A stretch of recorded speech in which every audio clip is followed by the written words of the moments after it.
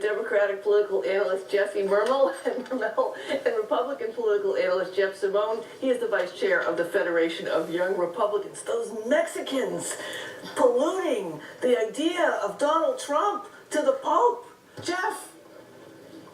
I have a bit of sympathy for Donald Trump on this. I mean, you know, the Pope has the luxury of being altruistic and spiritual in a lot of matters. When you're in government or you're running for office, you do not. You have to do things like handle immigration, make an economy grow, fight wars, things that are oftentimes un-Christian. And I think, I won't say the Pope is completely wrong, but I also think there was a bit more to the language he used Yeah, it was when he definitely said much that. softer and I think much more couched, and of course we're all making a big deal out of it because we do. But Jesse, I gotta say, you know, the Pope is a former bouncer at a nightclub. I mean, I think if we're gonna go man-to-man, Trump against the Pope, I think the Pope would win. Well, can I make the punny, obvious question here? Is nothing sacred? Yes. I mean, it was just like a softball, you had to say it. I actually think this is concerning. It's funny and it's entertaining political chatter, but for those of us who are wondering, hypothetically, what might happen if, you know, Donald Trump becomes president and got into some sort of altercation with a world leader, would he behave honorably? Would he be mature? I think we see now that the answer is clearly no. I mean, Jesse, it's like, funny, but there are high stakes here. He just can't resist. You know, there are other shots that get taken. I mean, the Pope has said critical things. I mean, he talks about the death penalty. He's talked about immigration before. And generally, it's couched in respect when people respond to it, whether or not... This is Donald Trump, and as he has a famously thin skin, and even his supporters will say that. I mean, this is not something that's new to anybody that's been following this race for any little bit of attention. Donald Trump, when he's attacked, he attacks back. This one, though, I honestly don't think it'll hurt him. You don't think that's not in in the primary. I think his support is unwavering at this stage. Maybe it peels off a little bit, a few points here and there after his debate performance in South Carolina. But I don't think the Pope chiming in on Donald Trump's immigration policy in a Republican primary is going to have that big of an impact. Jesse, we've come a long way from John F. Kennedy when people were concerned that the Pope would be in charge of America if John F. Kennedy, the first Catholic, was elected. It's a different day. Yes, it is. It's a different day, yeah. All right, so let's take a look at the GOP deeper into the other candidates. Jeff, is Jeb Bush hurting the GOP by staying in? He's consistently polling at the bottom. There really doesn't seem to be a lifeline that he can grab. Jeb Bush isn't hurting the GOP, but he is hurting this race, okay? So he essentially has to beat Marco Rubio in South Carolina come Saturday. I don't think he's doing that, polling that well in Nevada, which is a few days later. Look, if you look at the numbers, Trump tops out at around 35%, okay? If it were mid-40s or higher, it would be a different story, but it's not. That's about where his ceiling's been.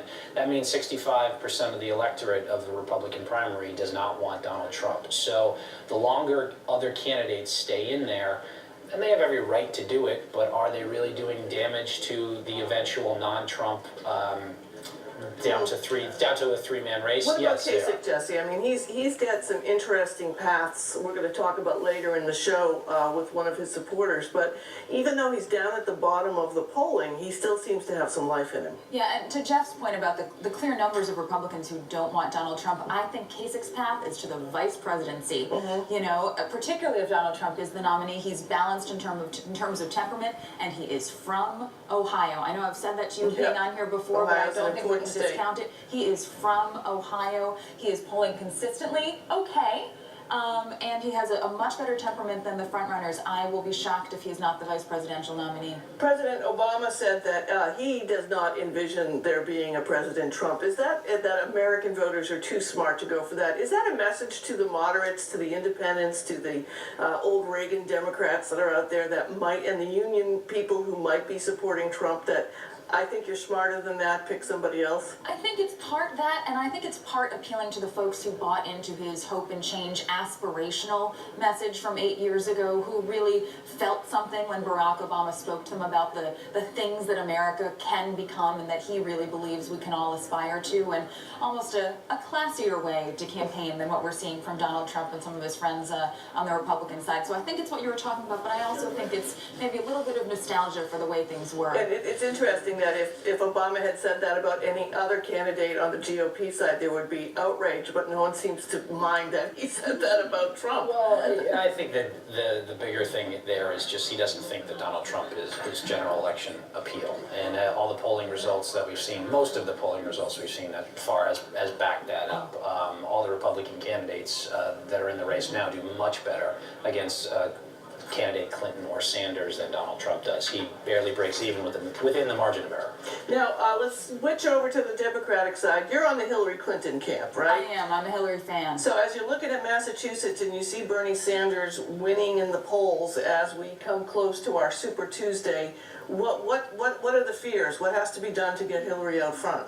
Well, Hillary is out front in 10 out of the 12 states that are voting on Super Tuesday, so that's important. But not in Massachusetts. Not in Massachusetts at the moment. I know we talked about this in New Hampshire and people rolled their eyes, but Vermont and Massachusetts are neighboring states, and people like to poo-poo that as an argument. But, you know, Nate Silver analyzed what that meant traditionally in New Hampshire. It means a 15-point bump, and New Hampshire likes to vote for its neighbors. I don't think we can discount that being an influence here in Massachusetts, but she's set up to do well on Super Tuesday overall. Is the Wall Street stuff hurting her? The giving speeches, the not coming clear, the wearing the same yellow outfit when she debated. I mean, is the Wall Street stuff hurting her in Massachusetts? I think with the Democratic base, yes. I mean, look, the base of the Democratic Party is very liberal, very left-leaning, and it's a wide base. So, you know, this is Elizabeth Warren country here in Massachusetts for the Democratic Party. That's going to play. I'm more curious to see what's going to happen in South Carolina a week from Saturday, in Nevada, coming up for the Democrats. Right now, I believe Sanders is in the lead in the polls there.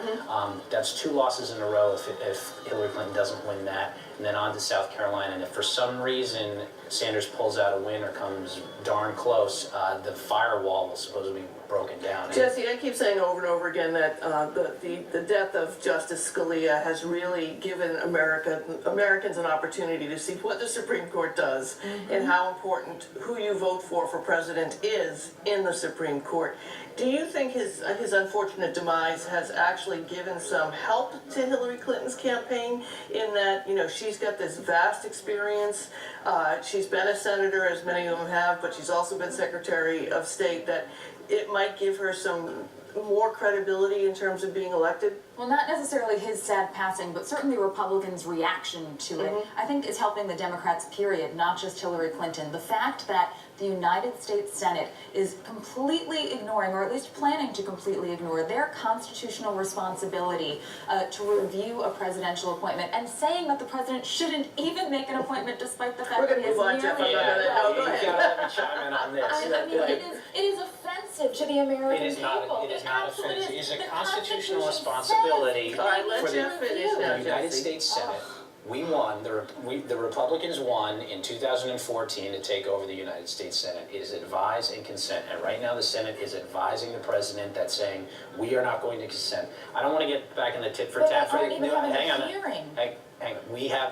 They have absolutely the obligation to consider it and say no or say yes. It is well within their powers to do so. But they're not even considering a name, they're just saying, nope, nobody, whoever you appoint isn't okay. You won't even let the guy put forward a name? Come on. You can feel free to put forward a name. They never have to put them up to a hearing. All right, let's go back to Absolutely our the way we were raised question.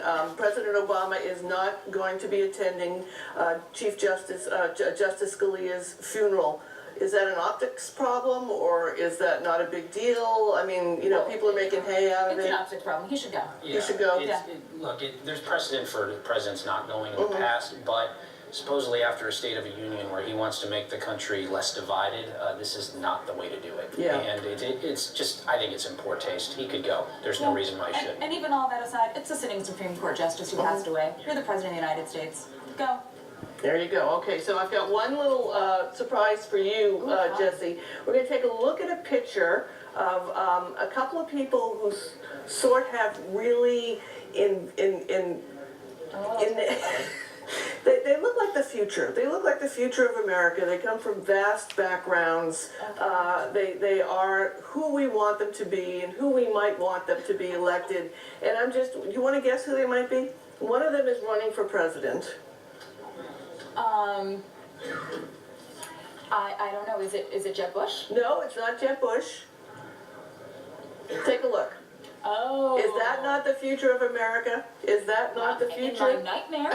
That is South Carolina Governor Nikki Haley, who is of Asian descent, of course, and Marco Rubio, who is of Cuban descent.